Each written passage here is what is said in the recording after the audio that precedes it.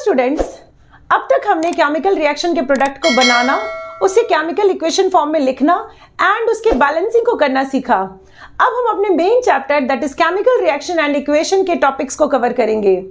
आज के वीडियो का टॉपिक है कैरेक्टरिस्टिक्स ऑफ केमिकल रिएक्शन। तो चलिए स्टार्ट करते हैं हम आज का टॉपिक। सबसे पहले हम बात करेंगे इंट्रोडक्शन ऑफ केमिकल रिएक्शन की। इसको समझने के लिए हम एक एग्जांपल समझेंगे। सपोज हमने हाइड्रोजन लिया एंड हमने ऑक्सीजन लिया। जब हम रिएक्टेंट लिखते हैं तो एलिमेंट्स को उसके मॉलिक्यूल्स के फॉर्म में लिखेंगे। हाइड्रोजन का मॉलिक्यूलर फॉर्म है H2 एंड ऑक्सीजन का मॉलिक्यूलर फॉर्म है O2। इन दोनों के कॉम्बिनेशन से क्या बनेगा? इन दोनों के कॉम्बिनेशन से बनेगा वाटर। इसे बैलेंस करने के लिए हम यहाँ पर 2 प्लेस करेंगे। अब हम इसकी प्रॉपर्टीज को देखेंगे। केमिकल रिएक्शन में जो न्यू सब्सटेंस फॉर्म होती है उसकी प्रॉपर्टी डिफरेंट होती है रिएक्टेंट सब्सटेंस की प्रॉपर्टी से। अगर हम हाइड्रोजन को लें, हाइड्रोजन क्या है? हाइड्रोजन एक गैस है, oxygen is also gas, and अगर हम वाटर ले तो वाटर क्या है? वाटर एक लिक्विड है। तो केमिकल रिएक्शन के केस में न्यू सब्सटेंस जो फॉर्म होता है, जो प्रोडक्ट सब्सटेंस है, उसकी प्रॉपर्टी डिफरेंट होती है रिएक्टेंट सब्सटेंस की प्रॉपर्टी से। इसकी डेफिनेशन को आप वर्ड्स में फ्रेम करके लिख सकते हैं। इसमें हम एक और डेफिनेशन लिख सकते हैं। अगर हम इस केमिकल रिएक्शन में चेक करें, इसमें रिएक्टेंट साइड में भी हाइड्रोजन है, ऑक्सीजन है, एंड प्रोडक्ट साइड में भी हाइड्रोजन एंड ऑक्सीजन है। तो केमिकल रिएक्शन के केस में एलिमेंट्स चेंज नहीं होंगे। इसमें चेंज क्या होगा? Only rearrangements of atoms. यहाँ पर 2 एटम ऑफ हाइड्रोजन है, लेकिन जब प्रोडक्ट बना ये भी 2 है, बट ऑक्सीजन इसमें 1 था एंड यहाँ पर 2 था। इसमें सिर्फ रीअरेंजमेंट्स ऑफ एटम होंगे प्रोडक्ट साइड में, एंड रिएक्टेंट साइड में अलग होंगे एटम्स एंड प्रोडक्ट साइड में अलग एटम्स होंगे।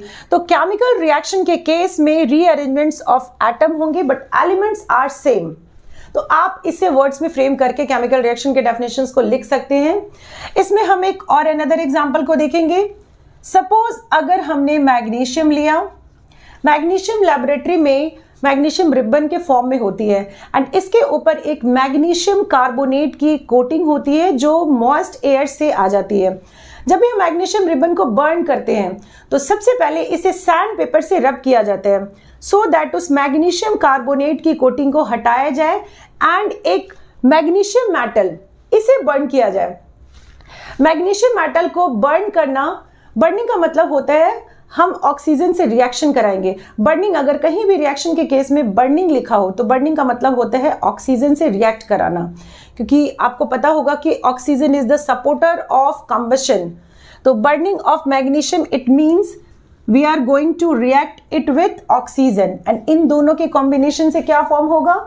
इन दोनों के कॉम्बिनेशन से फॉर्म होगा MgO, मैग्नीशियम ऑक्साइड। प्रोडक्ट किस तरह से फॉर्म करते हैं ये मैंने आपको सिखाया है, तो आप मेरे पिछले वीडियो चेकआउट कर सकते हैं। इन दोनों के कॉम्बिनेशन से MgO का फॉर्मेशन होगा। इसे बैलेंस करने के लिए हम यहाँ पर 2 प्लेस करेंगे एंड यहाँ भी हमें 2 प्लेस करना है। इस रिएक्शन में एक क्वेश्चन अक्सर आता है कि why magnesium ribbon is clean with the sand paper before burning.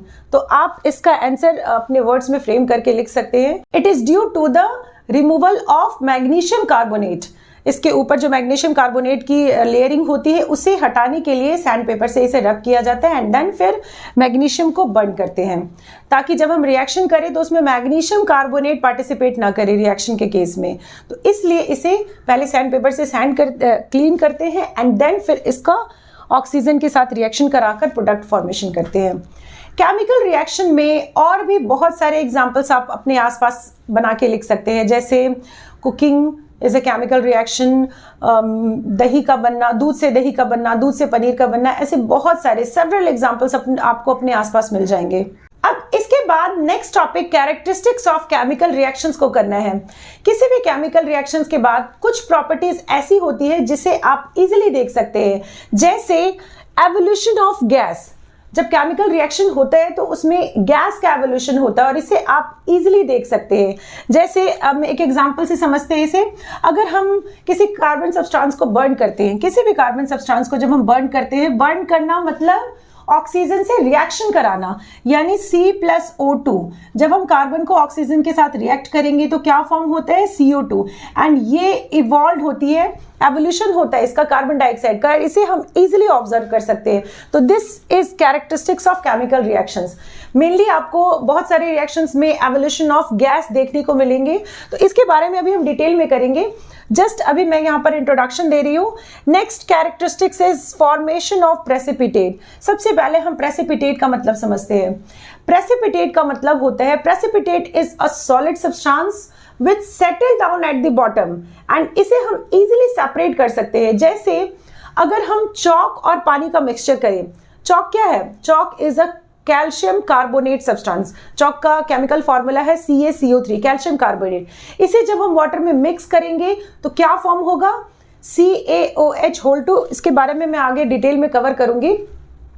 Calcium carbonate को जब हम वाटर में मिक्स करते हैं तो कैल्शियम हाइड्रोक्साइड का फॉर्मेशन होता है, एंड ये एक सॉलिड सब्सटेंस है और ये बॉटम में, कंटेनर के बॉटम में इजीली सेटल डाउन हो जाता है, एंड इसे हम इजीली सेपरेट भी कर सकते हैं।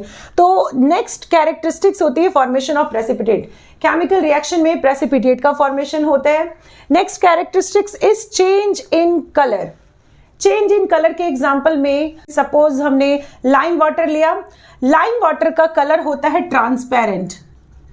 Lime water is a transparent substance, and इसे हमें एक कंटेनर में लेना है, और जब हम इसमें एक पाइप के थ्रू मुंह से ब्लो करते हैं, मींस हम अपने एयर को उसके अंदर जब हम ब्लो करेंगे, means we are releasing carbon dioxide. हम कार्बन डाइऑक्साइड ऐड करते हैं किसमें? लाइम वाटर में। तो जब हम लाइम वाटर में कार्बन डाइऑक्साइड ऐड करेंगे तो इन दोनों की कॉम्बिनेशन से बनेगा कैल्शियम कार्बोनेट, एंड इसका कलर होता है मिल्की। तो लाइम वाटर का कलर चेंज होगा किसमें? मिल्की कलर में। तो ऐसे बहुत सारे आपको रिएक्शंस देखने मिल जाएंगे जिसमें आप इसके कलर को, रिएक्शंस के कलर को इजीली देख सकते हैं। तो ये भी कैरेक्टरिस्टिक्स ऑफ केमिकल रिएक्शंस में आती है। Next is change in temperature. अगर हम इस एग्जांपल को ले, कार्बन प्लस ऑक्सीजन, इन दोनों के कॉम्बिनेशन से बनेगा कार्बन डाइऑक्साइड, प्लस इसमें हीट भी रिलीज होती है। कंबशन के केस में हीट रिलीज होगी, एंड हीट रिलीज होना मतलब क्या? हीट रिलीज होना means change in temperature. Temperature rise करती है, मींस टेम्परेचर चेंजेस होगा। तो आप इस चेंज इन टेम्परेचर में एक एग्जांपल लिख सकते हैं। इसमें टेम्परेचर कम भी होता है, ज्यादा भी होता है। टेम्परेचर कम होना, एब्जॉर्ब होना means endothermic reaction, and temperature rise करना मींस एक्सोथर्मिक रिएक्शन। इसे हम आगे डिटेल में कवर करेंगे। Next characteristics is change in state. State का मतलब होता है, जब हम केमिस्ट्री पढ़ते हैं तो केमिस्ट्री में स्टेट का मतलब होता है solid state, liquid state and gases state. लेकिन अगर हम फिजिक्स में स्टेट की बात करें तो फिजिक्स में स्टेट का मतलब होता है body is in rest position और is in moving position. Rest और मूविंग, वहां पर स्टेट का मतलब होता है रेस्ट एंड मूविंग, लेकिन केमिस्ट्री में स्टेट का मतलब होता है solid state, liquid state and gases state. तो चेंज इन स्टेट में आप एक एग्जांपल ले सकते हैं। सपोज हमने वैक्स को मेल्ट किया। Wax is a solid substance, जब हम इसे मेल्ट करेंगे तो वो लिक्विड सब्सटेंस में कन्वर्ट होगा। तो इसे आप चेंज इन स्टेट के एग्जांपल में लिख सकते हैं। तो अब हम इन टॉपिक्स को वन बाय वन डिटेल में कवर करेंगे। हमारा फर्स्ट टॉपिक है एवोल्यूशन ऑफ गैस। अब हम एवोल्यूशन ऑफ गैस टॉपिक को डिटेल में कवर करेंगे। जब भी हम केमिकल रिएक्शन करते हैं तो उसमें एवोल्यूशन ऑफ गैस होती है, गैस रिलीज होती है। तो अगर इसके एग्जांपल्स को आपको लिखना हो तो आप इसमें सेवरल एग्जांपल्स बना सकते हैं।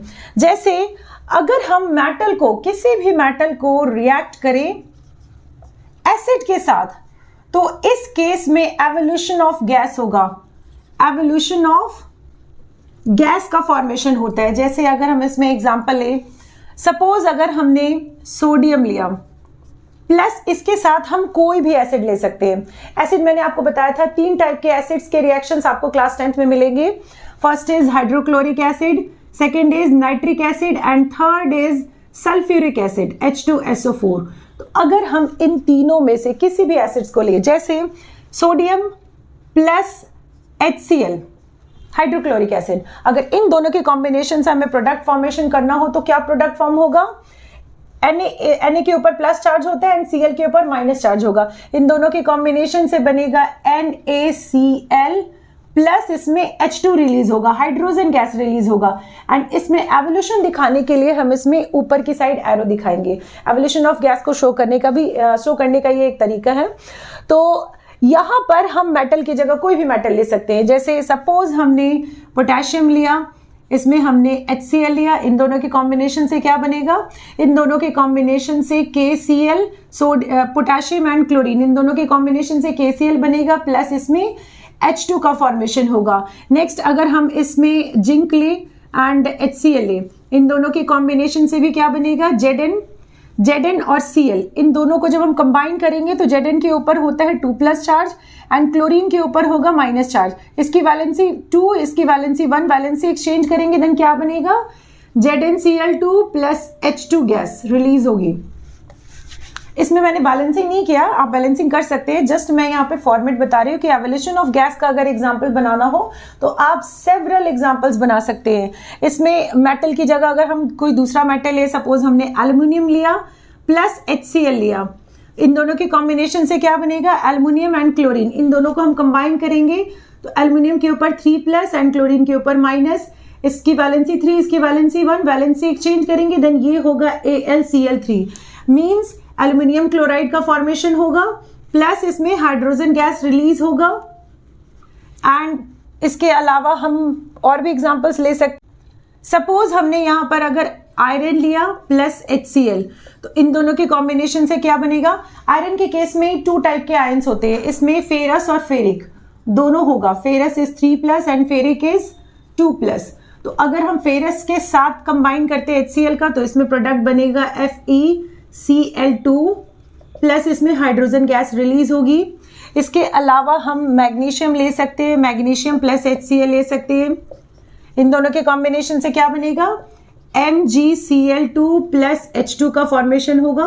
एवोल्यूशन ऑफ गैसेस में, इन सारे केसेस में एवोल्यूशन ऑफ गैस, अगर हम किसी भी एसिड के साथ रिएक्शन करते हैं मेटल का तो इसमें प्रोडक्ट क्या होगा, इन सारे केसेस में सॉल्ट का फॉर्मेशन हो रहा है प्लस इसमें हाइड्रोजन गैस रिलीज हो रही है।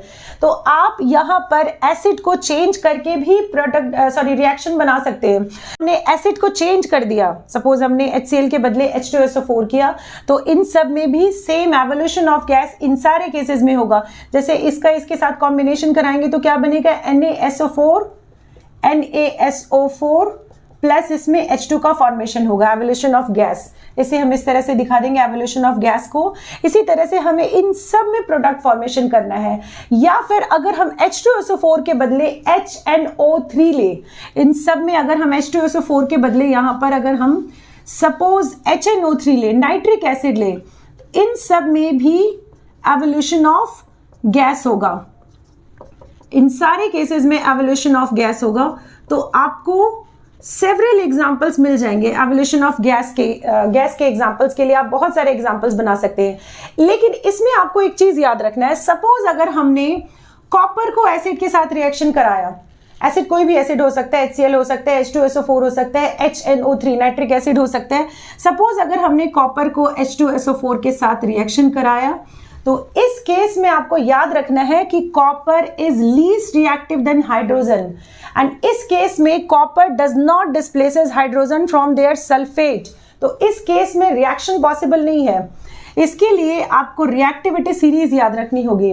रिएक्टिविटी सीरीज के अकॉर्डिंग ही हम इस टाइप के रिएक्शंस को करते हैं, या आगे और भी बहुत सारे आपको रिएक्शंस मिलेंगे, तो उन सब में आपको रिएक्टिविटी सीरीज का यूजेस करना है। तो मैं रिएक्टिविटी सीरीज यहां पर लिख देती हूँ शॉर्ट में। इसमें हाईएस्ट रिएक्टिव मेटल है पोटेशियम, इसके नीचे होगा इससे लिस्ट रिएक्टिव है सोडियम, इसके बाद नेक्स्ट है कैल्शियम, इसके बाद नेक्स्ट है मैग्नीशियम, मैग्नीशियम के बाद है एल्युमिनियम, इसके बाद होगा जिंक, इसके बाद है आयरन, इसके बाद है टिन, एंड देन फिर है लीड, एंड लीड के बाद है हाइड्रोजन, एंड हाइड्रोजन से नीचे है कॉपर, इसके बाद होगा mercury, and then silver, and इसके बाद है AU यानी गोल्ड। तो आपको रिएक्टिविटी सीरीज के अकॉर्डिंग ही इस टाइप के रिएक्शंस को करना है। जैसे अगर हम इसमें चेक करें तो हाइड्रोजन से लीस्ट रिएक्टिव है कॉपर, तो कॉपर इस हाइड्रोजन को इसमें इस सल्फेट से डिस्प्लेस नहीं करेगा, यानी इसमें नो रिएक्शन होगा। अब इसके बाद नेक्स्ट हम करेंगे फॉर्मेशन ऑफ प्रेसिपिटेट। प्रेसिपिटेट का मतलब होता है जब हम केमिकल रिएक्शन करते हैं तो उसमें जो प्रोडक्ट फॉर्मेशन होता है वो कुछ सब्सटेंस ऐसे फॉर्म होते हैं जो सॉलिड फॉर्म में होते हैं और वो कंटेनर के बॉटम में जाके सेटल डाउन होते हैं। तो precipitate is a solid substance and it settle down at the bottom, and इसे हम सॉल्यूशन से इजीली सेपरेट कर सकते हैं। तो दैट इज प्रेसिपिटेट। तो इसमें हम कुछ एग्जांपल्स चेक करेंगे। फर्स्ट एग्जांपल हम इसमें लेंगे, अगर हम पोटेशियम आयोडाइड को लीड नाइट्रेट के साथ रिएक्शन कराएं तो इसमें आयोडीन कंबाइन होगा किसके साथ? आयोडीन कंबाइन होगा लीड के साथ, क्योंकि ये माइनस आयन है एंड ये प्लस आयन है। एंड इसमें पोटेशियम कंबाइन होगा नाइट्रेट के साथ, और इन दोनों के कॉम्बिनेशन से क्या बनेगा? PbI2 plus KNO3। पीपीटी को दिखाने के लिए, प्रेसिपिटेट को दिखाने के लिए हम डाउनवर्ड एरो शो करते हैं। इसमें लीड आयोडाइड का फॉर्मेशन होगा and lead iodide is yellow PPT, yellow precipitate का फॉर्मेशन होगा इसमें। Next example is sulphuric acid plus barium chloride, इन दोनों की कॉम्बिनेशन से बनेगा barium sulphate, and barium sulphate क्या है? व्हाइट पीपीटी, और इसे हम डाउनवर्ड एरो से दिखाएंगे। प्लस इसमें HCl का फॉर्मेशन होगा। Next example is AgNO3, Ag is silver, NO3 is nitrate. Silver nitrate को अगर हम कंबाइन करें पोटेशियम क्लोराइड के साथ तो इन दोनों के कॉम्बिनेशन से इसमें NO3 कंबाइन होगा किसके साथ? K के साथ, एंड Ag कंबाइन होगा Cl के साथ। तो इन दोनों के कॉम्बिनेशन से AgCl बनेगा एंड पोटेशियम और नाइट्रेट के कॉम्बिनेशन से पोटेशियम नाइट्रेट का फॉर्मेशन होगा and AgCl is white PPT, ये डाउनवर्ड एरो के फॉर्म में आपको दिखाना है। Next example is AgNO3 plus NaCl, इन दोनों के कॉम्बिनेशन से बनेगा AgCl एंड NaNO3 का फॉर्मेशन होगा। AgCl इज व्हाइट पीपीटी, इसे हम डाउनवर्ड एरो से दिखाएंगे, प्लस सोडियम नाइट्रेट का फॉर्मेशन होगा। तो ये कुछ सेवरल एग्जांपल है जो आप फॉर्मेशन ऑफ प्रेसिपिटेट में लिख सकते हैं। आज के वीडियो में हमने introduction of chemical reaction, evolution of gas and formation of precipitate को डिटेल में कवर किया। तो इन टॉपिक से रिलेटेड आप कुछ अनदर एग्जांपल्स बनाकर मुझे कमेंट कर सकते हैं। इससे केमिकल रिएक्शंस को बनाने और उसे समझने की स्किल्स डेवलप होगी। तो आज के वीडियो में बस इतना ही।